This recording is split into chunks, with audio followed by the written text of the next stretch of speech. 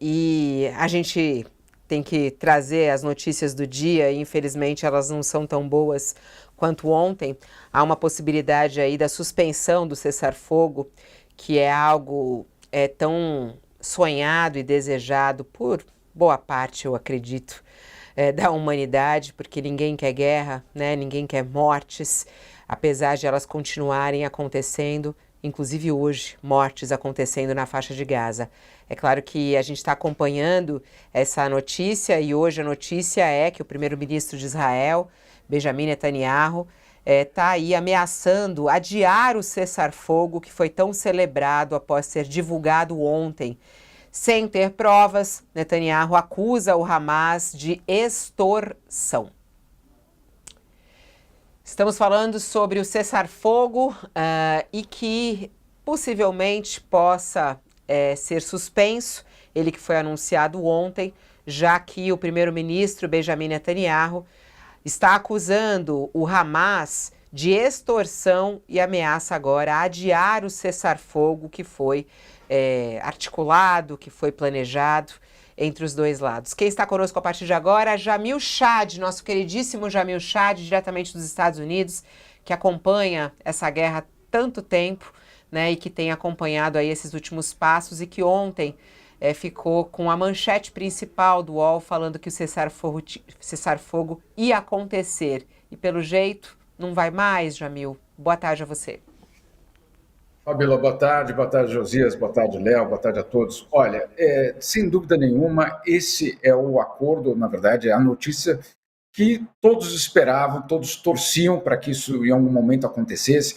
Foi muito emocionante ver que dos dois lados da fronteira, ou seja, israelenses, mas também os palestinos em Gaza, se abraçando, né, comemorando justamente o que poderia ser o final daquele momento tão dramático, mas nas 24 horas seguintes não foi exatamente isso que aconteceu. Vamos começar pelo fato de que, depois do anúncio, olha só, depois do anúncio do acordo, outras 81 pessoas, palestinos, morreram.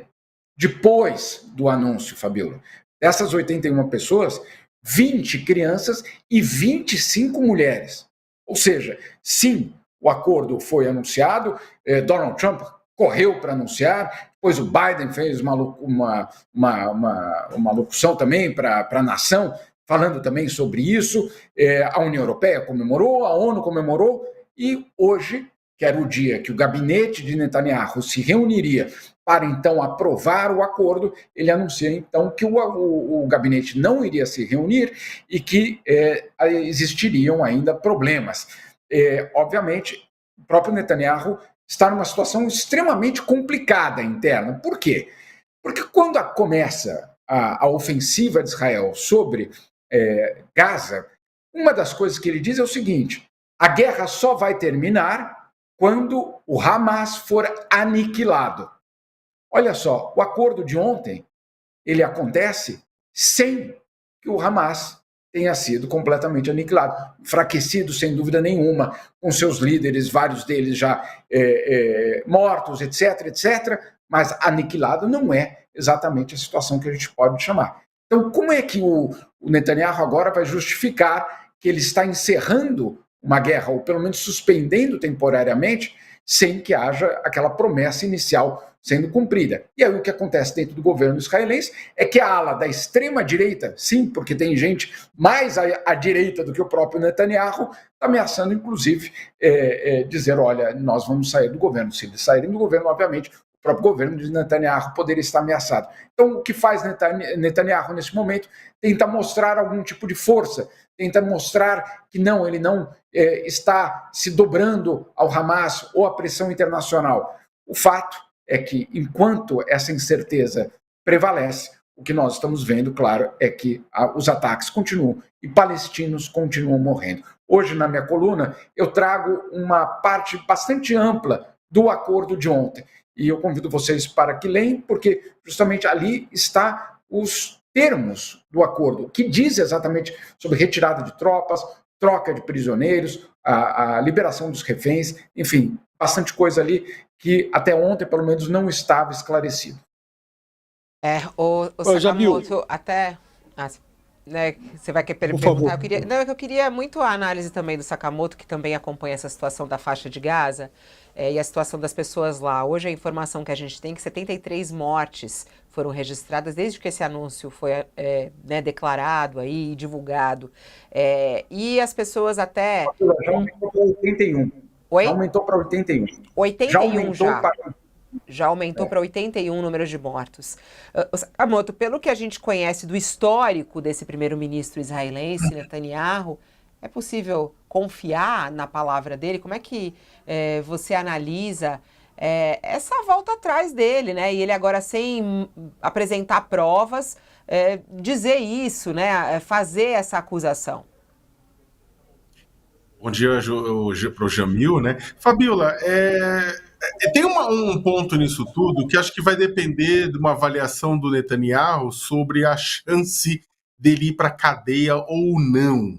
Né? Na verdade, boa parte do conflito foi moldado por isso. Né? O Netanyahu ele acaba. Ele poderia ter terminado, inclusive, o conflito muito antes, né?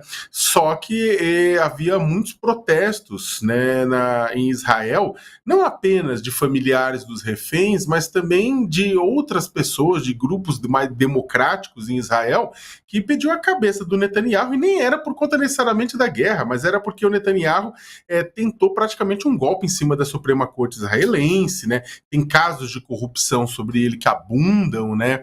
Então, e mais a incompetência dele diante dos ataques de 7 de outubro de 2023 e diante do não retorno dos reféns. Tinha muita gente que queria a cabeça dele. Ele se manteve com apoio, como colocou o Jamil, de membros, né, da ultradireita religiosa israelense que, em postos-chave, foram mantendo ele. Né, ele consegue ter uma maioria no parlamento, no Knesset, e com isso vai se mantendo. E o medo dele de sair do poder é exatamente ele ser preso. Né?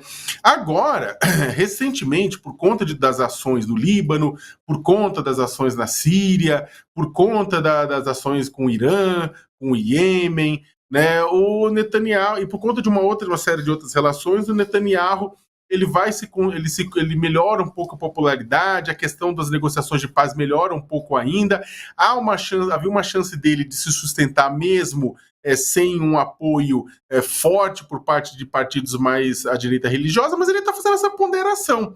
O Trump chegou para ele, o enviado do Trump, falou: meu irmão, vamos resolver esse BO, porque o chefe lá em Washington não quer começar o governo com essa capivara rodando aí. Então vamos resolver esse BO, ele tem outros problemas, inclusive Ucrânia e outras coisas. Então não quer começar com isso. Netanyahu, que precisa do apoio dos Estados Unidos, né, cedeu, né, tudo na negociação. Eu não acho ainda que está perdido, né, tudo aí que está colocado. Vamos ver o que vai acontecer. Vamos ver se o Netanyahu está fazendo esse movimento para agradar a extrema-direita em busca desse apoio interno para se manter. Vamos ver se ele está fazendo isso simplesmente para conseguir alguma última concessão de última hora com relação ao Hamas. Mas vamos lembrar que esse acordo ele foi costurado tendo o Egito e o Catar como mediadores, né? Então, e ele falou o seguinte: eu quero ver o que o Catar e o Egito vão dizer se o Hamas está cumprindo ou não todos os pontos. Bem, se o Catar e o Egito disserem, olha, sim, o Hamas está cumprindo tudo, fica muito difícil para o Netanyahu dizer que, olha, não, então eu não quero mais, porque também tem a pressão do Trump. Então, de um lado, ele tem a pressão do Trump, ele tem a pressão da sociedade civil israelense, que quer o fim do conflito, quer os reféns de volta, e já, como bem colocou o Jamil, vimos pelas cenas de felicidade, tipo, em ambos os lados, e por outro lado, tem a pressão da ultradireita religiosa em Israel, que não se engane, o plano da ultradireita religiosa, eles deixaram muito claro, é tirar os palestinos de Gaza e criar assentamento. Então, e isso, na verdade, é inconcebível num nível absurdo. Mas como também a gente está vivendo uma era de absurdos, vai saber. Temos que esperar as cenas dos próximos capítulos, Fabiola. Exato. Vai lá, Josias. Jamil, eu queria tirar uma dúvida com o Jamil, que é a seguinte: o Donald Trump e o Joe Biden ontem disputaram o protagonismo em torno do fechamento desse suposto acordo de cessar-fogo em Gaza, né? E o Trump dizia, nos dias que antecederam o fechamento do acordo, que ele ia transformar o Oriente Médio num inferno se os reféns ainda mantidos sob o controle ali do Hamas e de outros grupos ali na faixa de Gaza não fossem libertados, né? Lhe parece que a boa vontade do Trump com o Netanyahu, ninguém está dizendo que o Trump é anti-israelense, ele tem lá, ele próprio é pró-Israel, na equipe dele há um monte de gente, mas pode-se dizer que ele é menos condescendente com o Netanyahu do que sempre foi o Joe Biden? Ele pode forçar a mão com o Netanyahu para que ele feche efetivamente esse acordo, com todos os riscos que o Netanyahu corre, porque aí vão se abrir todos os contenciosos que estão hoje represados e que envolvem o pescoço do próprio Netanyahu em Israel, né? O Trump é menos concessivo com o Netanyahu do que o Biden? Boa pergunta, Josias. Me fugiu agora da cabeça a palavra. Como chama a pessoa que negocia imóveis? Um corretor, perdão. Corretor. Corretor. Perdão, tinha fugido aqui. Trump é um corretor de imóveis, né? Ele vende e compra. Ele faz negócios. Ele usa isso também na vida política. Ele faz negócios. Ele vai atrás, pressiona, para ele não existe aquele acordo em que todos nós saímos ganhando, não existe o ganhador e o perdedor, né? Não há nenhuma dúvida, esse é o lema da vida dele. Ele não admite, né, que o mundo possa ser organizado de outra forma. Então, sim, ele tem esse posicionamento de maior, eu diria, capacidade de influenciar uma decisão de Netanyahu. Sim, desde que ele, obviamente, sabe que possa servir a Netanyahu em algum outro lugar. Ou seja, isso foi uma negociação. Eu estava falando ontem com um diplomata que acompanhou muito de perto, não porque ele negociava, mas porque eles estão, obviamente, esperando para poder entrar em Gaza com ajuda humanitária. E o que ele dizia era o seguinte, que sim, Joe Biden, a equipe de Joe Biden, negociou isso por meses. Vale lembrar que o acordo assinado ontem, ou aquele acordo que vamos ver se vai ser de fato assinado, esse acordo é o mesmo de maio de 2024. Né? A base do acordo é de maio de 2024. Ou seja, não é que o Trump chegou e propôs um novo acordo. Ele não propôs um novo acordo. O acordo é da equipe do Biden. O que Trump fez foi colocar, obviamente, Netanyahu contra a parede. Claro que ele fez isso também com o Hamas, sem dúvida nenhuma, falando isso sobre a questão do inferno no Oriente Médio, mas com Netanyahu também. O que fica para a gente descobrir, e isso provavelmente a gente vai descobrir nas próximas semanas ou meses, é o que é que Netanyahu ganha em troca. Né? O que é que Trump prometeu para o Netanyahu em troca dele assinar esse acordo? Algum tipo de imunidade? Algum tipo de proteção extra, ainda maior, contra o Tribunal Penal Internacional? O que é que vem pela frente nessa barganha desse corretor de imóveis, que não faz absolutamente nenhum tipo de acordo sem algum tipo de barganha? Então, sim, foi a sua capacidade de pressionar Netanyahu que conduziu o primeiro-ministro a um acordo? Provavelmente. Mas o que falta saber dessa equação é o que Trump prometeu a Netanyahu em troca. Mais um intervalo para quem está conosco na TV. Seguimos aqui com Jamil Chad, também com a análise do Josias a respeito desse cessar-fogo. Será que vem aí ou não, hein, Josias? Qual é a tua expectativa? Precisa vir, né, Fabíola? A essa altura criou-se uma expectativa tão grande dos dois lados, né? Seja em Gaza, seja em Israel, por aqueles familiares que ainda têm os seus entes queridos lá retidos na faixa de Gaza, né? Tem uma expectativa até mundial em torno desse acordo que acho muito difícil ele não seja concretizado, né? Mas essa hesitação do Netanyahu diz muito, porque o fechamento de um acordo de cessar-fogo na faixa de Gaza desobstrui todo aquele debate que foi retido, foi represado e que não interessa nem um pouco ao Netanyahu, né? O Netanyahu estava numa posição muito fragilizada antes do ataque terrorista do Hamas em território israelense, Discutia-se a possibilidade de expurgar o Netanyahu do poder. Ele tentava maniatar o judiciário de Israel. Havia manifestações semanais contra ele nas ruas. Tudo isso volta junto com uma discussão sobre a falha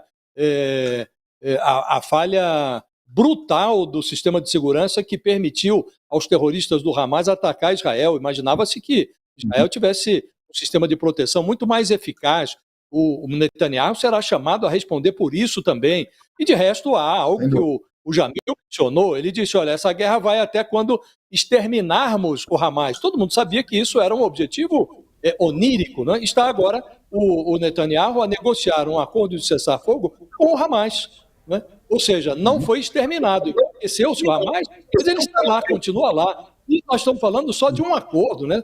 Isso 3 fases, depois vai se discutir o que fazer com Gaza, o que fazer com aquela história dos 2 estados, né?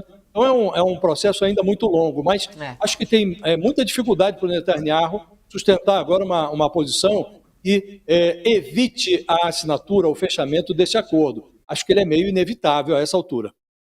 12h45.